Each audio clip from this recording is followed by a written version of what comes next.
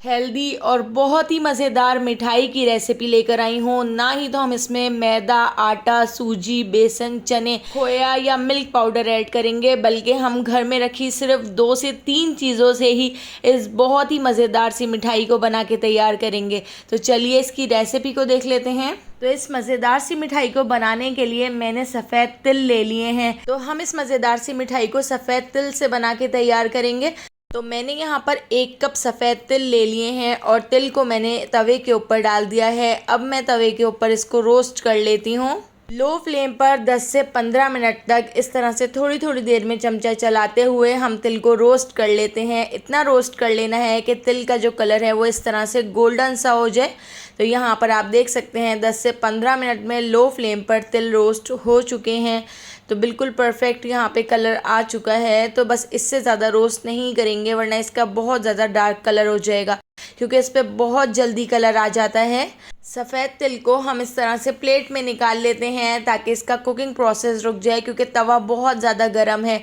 तो एक प्लेट में निकाल के हमने इसको ठंडा कर लेना है। इन रोस्टेड तिलों को हम थोड़ा सा ठंडा कर लेते हैं और ठंडा करने के बाद मैं इसको मिक्सर ग्राइंडर के अंदर डालकर पीस लूँगी, इसका पाउडर बना लूँगी।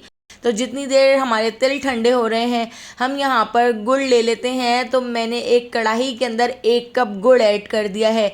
1 कप हमने तिल लिए थे और जितने तिल लिए थे उतना ही हमने इसके अंदर गुड़ ऐड किया है। थोड़ा सा पानी ऐड करके मैं इसको अच्छी तरह से मिक्स कर लेती हूँ और इसको हम पका लेते हैं। हम गुड़ की चाशनी बना के तैयार कर लेते हैं।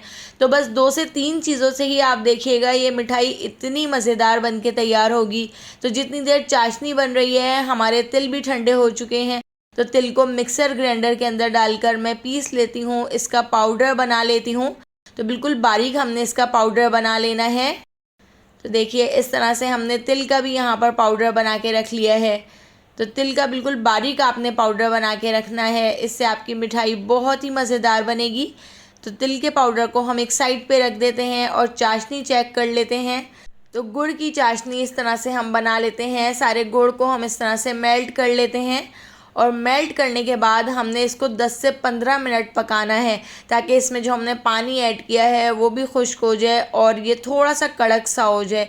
तो मैं आपको आगे चेक कराती हूँ कि हमने किस तरह की चाशनी बना के तैयार करनी है। तो जितनी देर हमारी चाशनी बन के तैयार हो रही है, तो दोस्तों यहाँ पर मैं आपको याद दिलाती चलूँ, अगर आपको मेरी रेसिपी अच्छी लग रही है तो लाइक करना बिल्कुल भी मत भूलिएगा, और अगर रेसिपी अच्छी नहीं लग रही है तो आप इसको डिसलाइक भी कर सकते हैं। तो कढ़ाई के अंदर आप देख सकते हैं सारा पानी खुश्क हो चुका है। तो एक बाउल के अंदर मैंने थोड़ा सा पानी ले लिया है और इसके अंदर मैंने 2 से 3 ड्रॉप इस तरह से गुड़ के डाल दिए थे।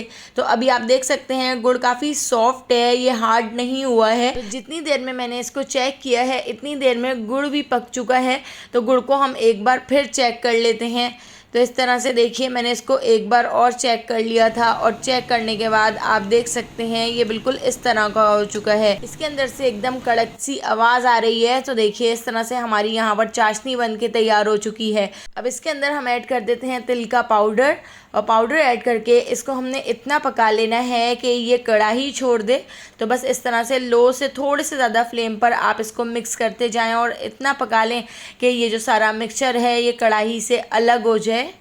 तो बिल्कुल इसी तरह से देखिए ये कढ़ाई से बिल्कुल अलग हो चुका है। अब मैंने इसको एक बड़ी सी प्लेट के अंदर इस तरह से निकाल लेना है। अभी ये बहुत ज़्यादा गर्म है तो थोड़ा सा इसको ठंडा होने देते हैं।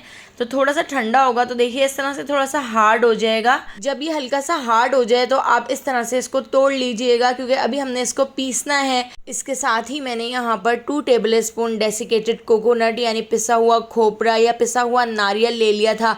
इसको मैंने तवे के ऊपर हल्का सा रोस्ट कर लिया था और 2 टेबल स्पून हमने डेसिकेटेड कोकोनट भी इसमें ऐड कर दिया है। फ्लेवर के लिए मैं इसके अंदर रोज़ पेटल्स ऐड कर रही हूँ, इससे बहुत ही अच्छी सी खुशबू आएगी। आप चाहें तो आप इसकी जगह इलायची पाउडर इसके अंदर ऐड कर सकते हैं।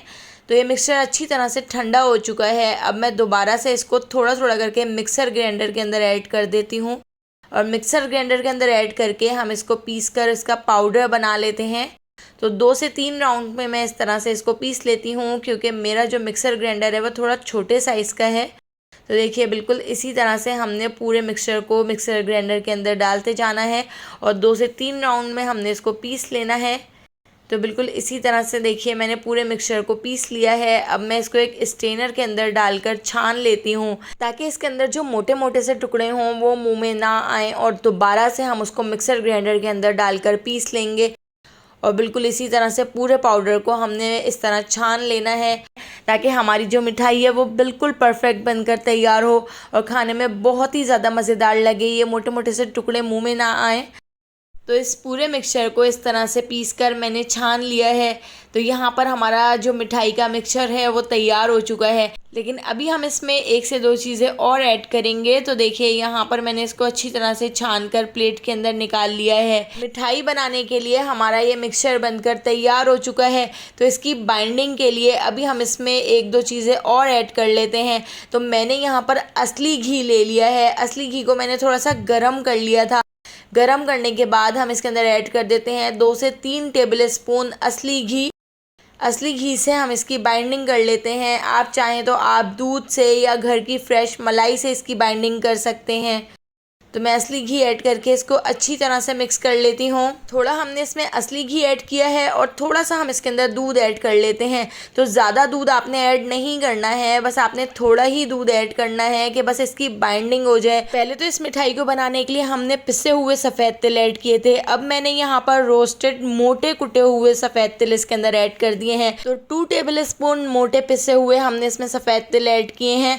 इसको हम अच्छी तरह से मिक्स कर लेते हैं। इससे हमारी जो मिठाई है वो दिखने में बहुत ही अच्छी लगेगी, क्योंकि ये सफ़ेद तिल की मिठाई है तो थोड़े थोड़े से सफ़ेद तिल इसके अंदर नज़र आएंगे। बिल्कुल इसी तरीके से आप देख सकते हैं। मिठाई के मिक्सचर को अच्छी तरह से मिक्स कर लिया है। अब मैंने यहाँ पर एक डिश ले ली है।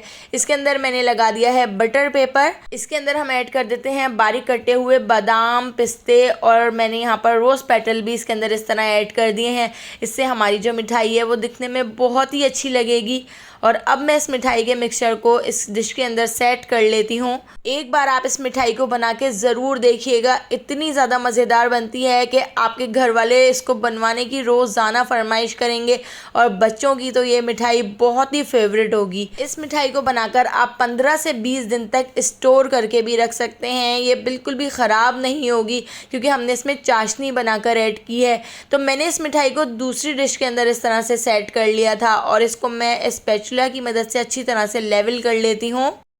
तो यहाँ पे हमारी मिठाई तो बनकर तैयार हो चुकी है। तो इस मिठाई को मैंने 1 घंटे के लिए फ्रिज के अंदर रख दिया था। ये बहुत अच्छी तरह से सेट हो गई थी। अब हम इसको इस तरह डिश आउट कर लेते हैं, और इस तरह से मैंने इसको निकाल लिया है। निकालने के बाद अब हम इसकी कटिंग कर लेते हैं। तो आप देख सकते हैं दिखने में कितनी मज़ेदार लग रही है, खाने में इससे भी ज़्यादा टेस्टी है। तो एक बार आप इस मिठाई की रेसिपी को ज़रूर ट्राई कीजिएगा। रेसिपी पसंद आई हो तो लाइक, शेयर और सब्सक्राइब करना बिल्कुल भी मत भूलिएगा, और बेल आइकॉन के नोटिफिकेशन को ज़रूर ऑन कीजिएगा, क्योंकि डेली मैं आपके लिए बहुत ही मज़ेदार सी रेसिपीज़ लेकर आती हूँ। तो उन सारी रेसिपीज़ का नोटिफिकेशन आपको फ़ौरन मिल सकेगा, और आप मेरी सारी वीडियोज़ वॉच कर सकेंगे। तो आने वाली वीडियो तक मुझे दीजिए इजाज़त। अल्लाह हाफ़िज़।